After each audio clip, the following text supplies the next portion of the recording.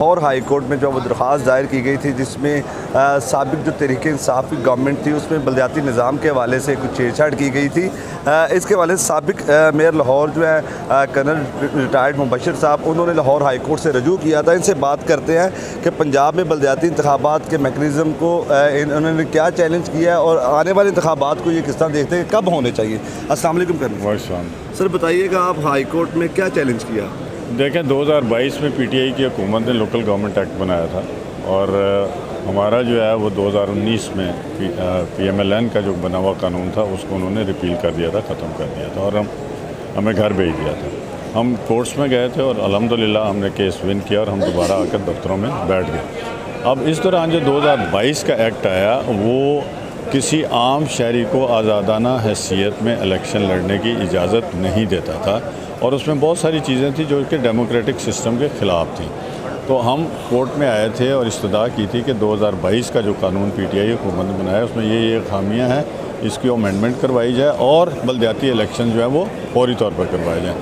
उसके बाद हम आ रहे हैं, इलेक्शन कमीशन की रिपोर्ट आई हुई है कि जी अब इलेक्शन हो सकते हैं। अभी गवर्नमेंट ऑफ पंजाब से जो है 12/11/24 को भी जज साहब ने रिपोर्ट मांगी थी, वो रिपोर्ट अभी तक नहीं आई और आज भी जज साहब ने गवर्नमेंट के नुमाइंदों को यही कहा है कि आप फौरी तौर पर रिपोर्ट पेश करें। ऑब्वियसली वो 2022 का ख़त्म हो चुका हुआ है, अभी जो नए इलेक्शन हैं उसके बारे में गवर्नमेंट कुछ बताएगी।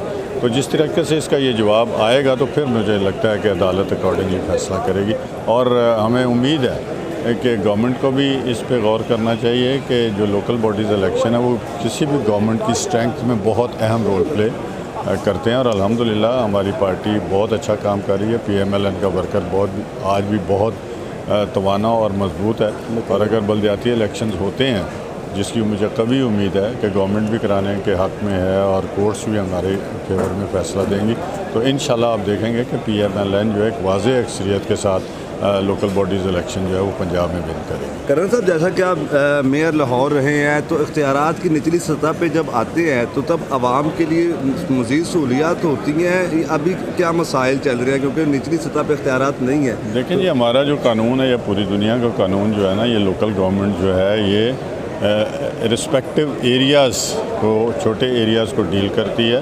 अब अगर आपको मैं अपनी मिसाल दूं तो हमारी यूसी जो थी वो यूसी चेयरमैन औसतन 20,000 वोटर्स की लिस्ट के ऊपर इलेक्शन लड़ता था और काउंसलर जो है वो तकरीबन 3-4 हज़ार के ऊपर। अब इनके ज़िम्मे सारे काम, उस वक्त भी बहुत सारे काम थे, गलियों की रिपेयर वगैरह कराना, नई गलियाँ बनाना, स्ट्रीट लाइट्स, उसके बाद जो है ये डिवोर्स के केसेस को निपटाना, डेथ सर्टिफिकेट्स, बर्थ सर्टिफिकेट्स और बहुत सारे ऐसे छोटे मामला।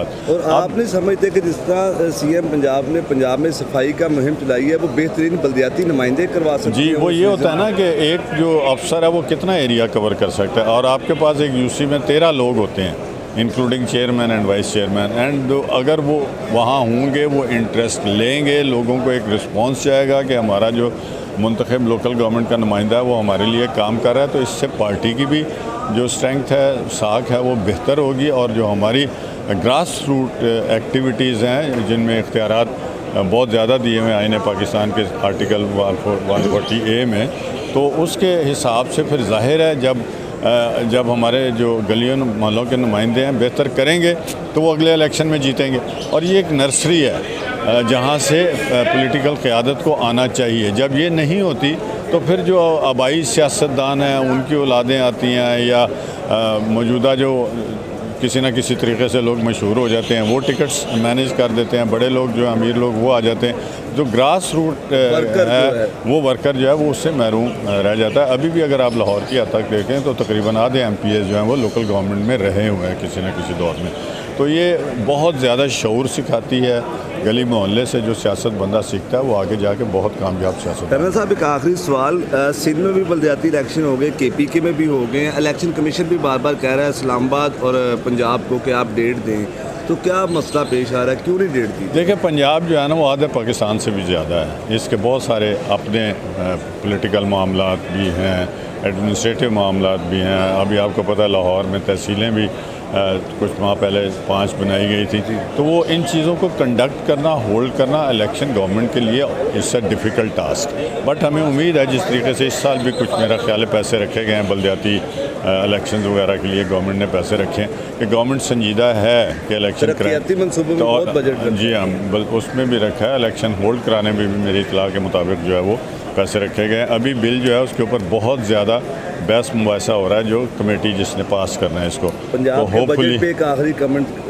पंजाब का बजट जी, it is all in the welfare of the people of Punjab. लोगों की भलाई के लिए हर किस्म की स्कीम देख लें आप, स्टूडेंट्स को देख लें, मजदूरों को देख लें, किसानों को देख लें, गवर्नमेंट एम्प्लॉइज़ को देख लें। 10% जो है हमारे एम्प्लॉइज़ की तनख्वाहें बढ़ाई हैं, जबकि फेडरल ने भी कम बढ़ाई हैं, सिंध ने भी कम बढ़ाई हैं। तो हर एक जगह देखें आप, वो धीरानी प्रोग्राम है, अभी जो मोबाइल जो हेल्थ यूनिट्स हैं वो आप देखें हज़ारों की तादाद में ट्रांसपोर्ट आई है, और इसी तरह बसों का निज़ाम जो है, इलेक्ट्रिक बसें लाई गई हैं। यूथ के लिए बेताशा प्रोग्राम हो रहे हैं। चीफ मिनिस्टर साहबा जो है हर कॉलेज में जाती हैं, हर मोहल्ले में जाती हैं, और वो इंटरेक्शन हो रहा है। तो यहाँ फिर मैं उसी तरफ आऊँगा कि अगर जब वो मोहल्लों में और धीरानी प्रोग्राम और उसके बारे में जो लिस्टें तैयार की जाती हैं, वो नॉर्मली सरकारी एहलकारों का सहारा लिया जाता है। वहाँ अगर हमारे नुमाइंदे होंगे और हमारी लीडरशिप को उनकी बनाई हुई जो रिपोर्ट्स हैं वो जाएंगी, तो मेरा ख्याल है कि वो ज़्यादा स्ट्रॉन्ग होंगी, और पार्टी का इमेज और लीडरशिप का इमेज जो है वो आवाम में बहुत ज़्यादा बेहतर होगा।